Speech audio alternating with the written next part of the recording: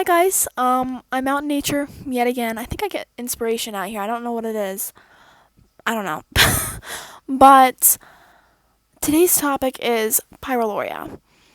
So this is kind of just an introduction. I'm gonna be talking about what it is in quite a scientific way because that's just how my mind works.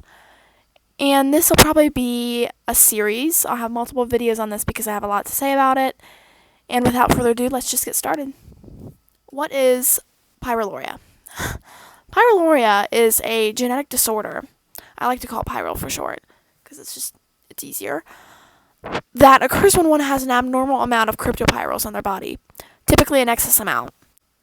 Cryptopyrroles are heterocyclic, aromatic, organic compounds that are found within the urinary tract. So, since the body does not know how to filter out just the excess amount, they are then excreted throughout the urination process. This is a huge problem because these pyrroles bind with vitamin B6 and zinc to create our happy hormones, serotonin, dopamine, and melatonin. These hormones are crucial for proper metabolic function and optimal health, to say the least. Without the necessary feel-good hormones, people with pyrrole may experience extreme mood swings, severe bouts of depression, sadness, even suicidal thoughts, which is most concerning. I'm going to be honest with you guys. As somebody with pyrrole, living with this, and I'm not a complainer. I'm not one to exaggerate. It's tough. It's hard. Because you have this thing within you, and it's constantly eating up, you're constantly being depleted of vitamin B6 and zinc. But more than that, but more importantly, you're being depleted of your necessary feel-good hormones. And without those, you can't even feel content in life. If I had to describe pyroluria in one word other than pyroluria, it would be dissatisfaction. There's an overall dissatisfaction with life. There's an overall, and I already have that kind of built in my personality. I always want to experience more. I always want to do more. I always want to be more. And with pyro, it's like this hunger that you're never going to be happy enough to actually live life.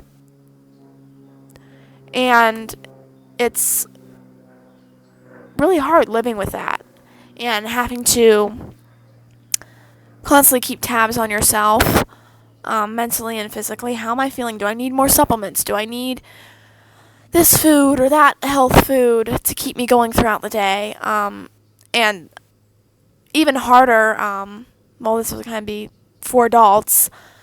With pyro, you actually have a higher addiction rate.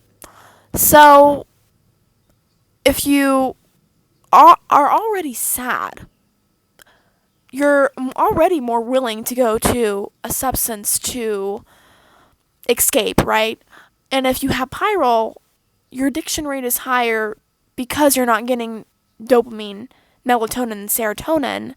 So you're going to be so much more likely, I don't know the specific statistics, to become addicted to a drug, or to alcohol, or to sugar, in my case, because I'm younger. And that is also a big struggle, I know, especially for the people in my family with pyro. So that's another thing. It is also important to note that the only cure for this or treatment is taking supplements that contain vitamin B6, or the bioactive form, P5P pyridoxine 5-phosphate. I know it's long. You can get these anywhere, and zinc. You can get these anywhere, grocery stores. I get mine off of Amazon. I might actually put a link down below if I find one that's at a good price. And eating foods that contain these vitamins and minerals. So that's literally the only known treatment. Yep. I've always wondered, and I've done not countless, but I've done research papers and science fairs surrounding the topic of Pyroluria, and I've wondered if there is a way we can just completely shut off the gene within the body. I don't know. That's a huge question that I have, and I'm willing to look into that further. That really intrigues me. But back to what I was talking about. I will talk about my story with Pyro in the next video. This will be a series, like I said, but for now I will explain it in a scientific way because I have a really analytical mind, and this is the only explanation that works for me. So I'm sorry if this is I don't know, too scientific, but, it is what it is. Back when I was officially diagnosed, I was 10 at the time. I was in 4th or 5th grade, and it was quite scary, especially since my dad had it, which was an absolute nightmare, to say the least. Oh my god, it was a nightmare. But since then, I have, fast forward 6 years, I've grown a lot physically and obviously emotionally since then, and just now starting to take a hold of my health.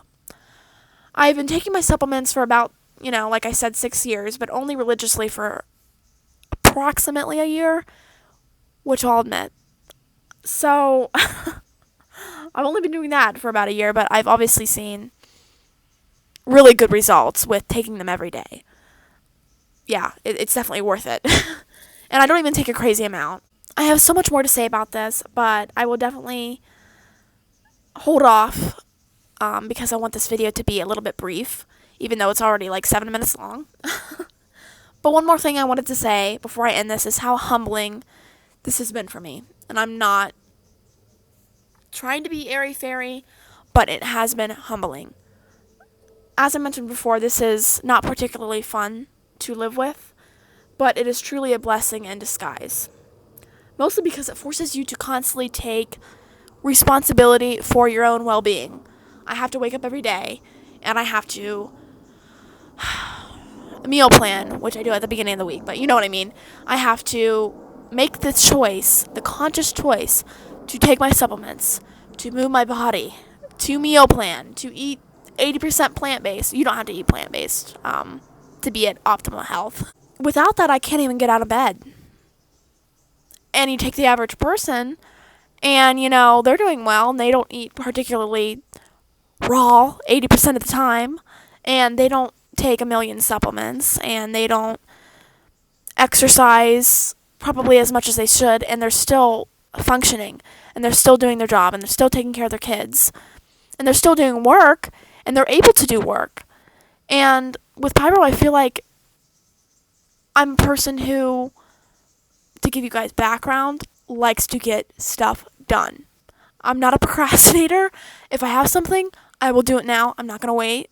And Pyroluria, to me, like I said, it's a blessing, but it's been so frustrating because it's the fatigue that comes with it, because I can't even count the amount of times that I've sat in bed and I've been so tired and so physically and mentally exhausted because I didn't take that choice to take care of my health first.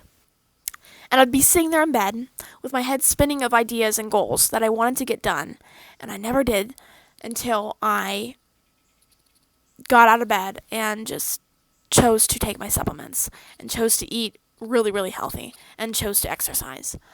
But it was like I had to do that. I had to do all of that to even get out of bed. So that has been my experience, just a little taste of my experience with Pyroluria, and just to give you guys a gist of what it is, because it's definitely not well known, at least here in the US, nobody knows about it, which is exciting kind of for me because I love talking about it. I'm willing to share information about it to people who don't know. And I'm not kidding. This really fulfills me, talking about mental health, especially stuff that isn't well known, like HSCD and Pyro. That excites me a lot because if I could live off of anything besides food and water, it would be this. It would be just talking about it, and I'm not even getting paid. I have 37 subscribers right now, and I don't even care because, I'm just, the fact that I'm even have the energy to, journal beforehand. This is what I do. I journal beforehand and then I read off of it to make a video. I'm just really thankful that I have that ability to share this with you guys. So, with that said, feel free to contact me if you have any questions or if you think you have Pyro or HOCD and need help, especially from younger person to younger person. Like I say in pretty much every video, because a lot of people think I'm older, I'm 16. So if you're a teen and you're going through either OCD or Pyro, feel free to reach out. Or if you're an adult, I don't care. And I'm willing to help. So I'll see you in the next one.